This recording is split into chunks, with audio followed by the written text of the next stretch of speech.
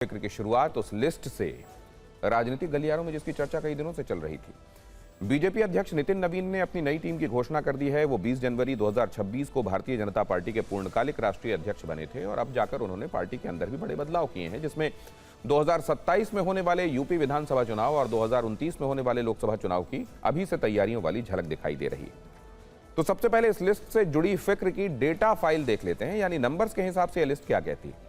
इस बार 6 महिलाओं समेत 13 राष्ट्रीय उपाध्यक्ष बनाए गए हैं, जबकि पिछली बार 11 थे।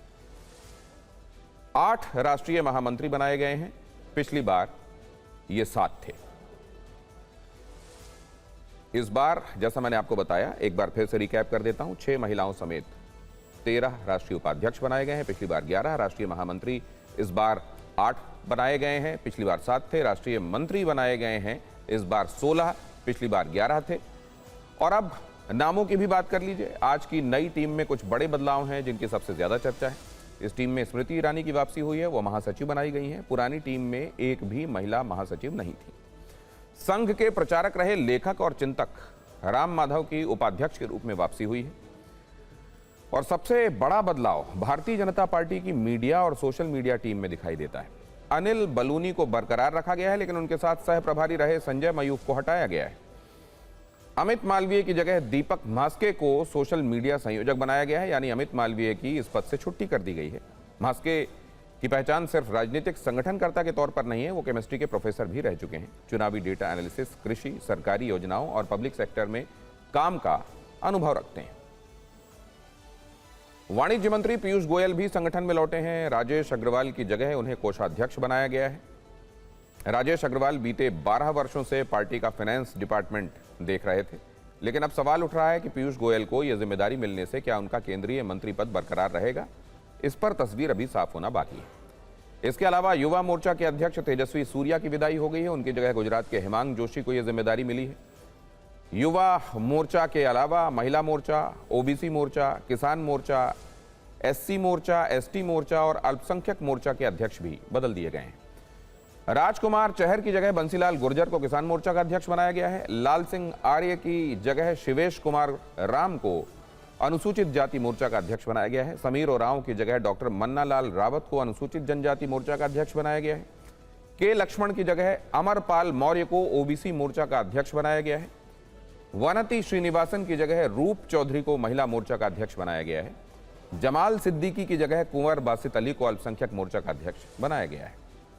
इस टीम में 3 पूर्व मुख्यमंत्रियों को भी जगह मिली है। राजस्थान के पूर्व सीएम वसुंधरा राजे राष्ट्रीय उपाध्यक्ष के पद पर बरकरार हैं।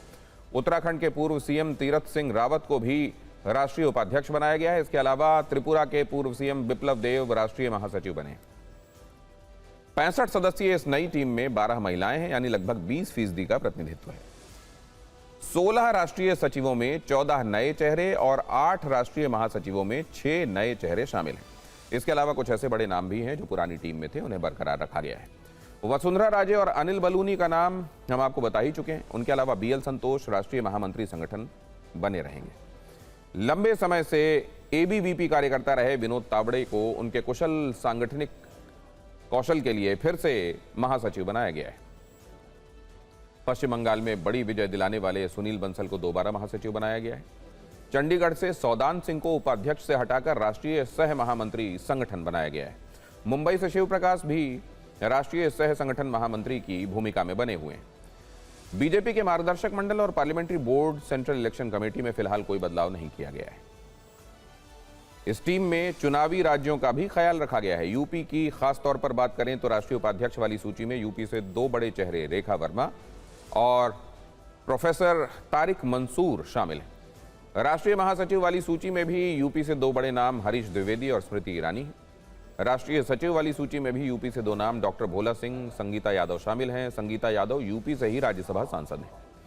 हमने इस लिस्ट को और डिकोड किया तो पता यह भी चला कि महिला प्रतिनिधित्व में उत्तर प्रदेश ही सबसे आगे है, जहां से रेखा वर्मा, स्मृति ईरानी और संगीता यादव को बड़ी जिम्मेदारी मिली है। यूपी से अमरपाल मौर्य ओबीसी मोर्चा अध्यक्ष बनाए गए हैं। इसी तरह से अल्पसंख्यक मोर्चा के अध्यक्ष कुंवर बासित अली भी यूपी से ही हैं। अब सुनते हैं बीजेपी कार्यकारिणी में हुए इस बदलाव पर पार्टी के बड़े नेताओं की प्रतिक्रिया क्या आई है।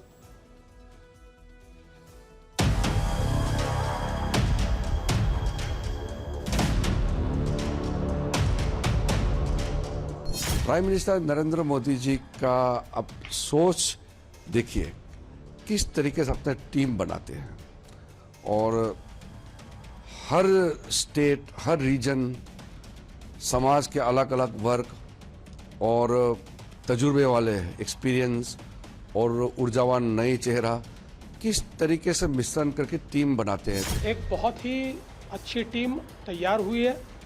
इसमें अनुभवी लोग भी हैं, युवा रक्त भी हमको इसमें दिखाई पड़ता है। आदरणीय नितिन नवीन जी की वो सेना साबित होगी जो कांग्रेस पार्टी एनडी गठबंधन के जो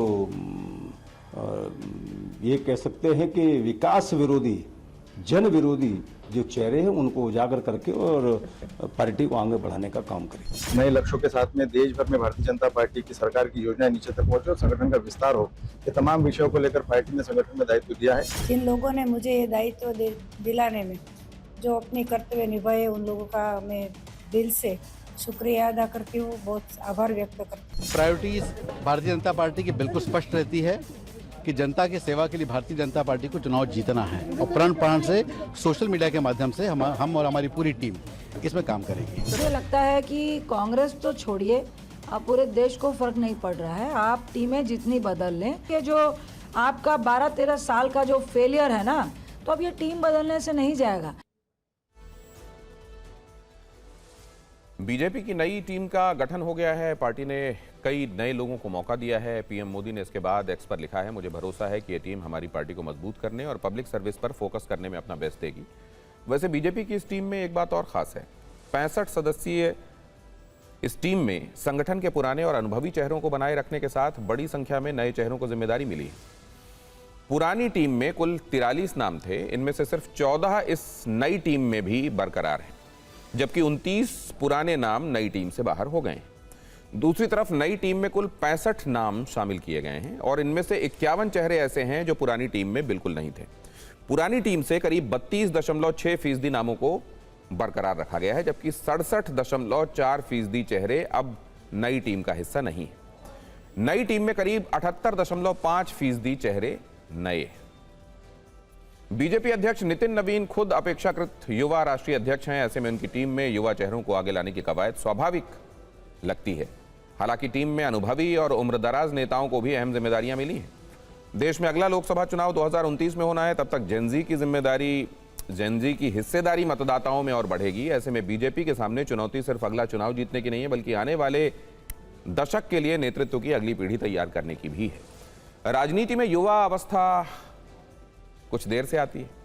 50 की उम्र भी राजनीति में ज्यादा उम्र नहीं मानी जाती। ऐसी स्थिति में बीजेपी ने 49 से कम उम्र के कुल 15 लोगों को संगठन में जगह दी है, जो कुल 65 सदस्यों के संगठन में 23% के करीब है।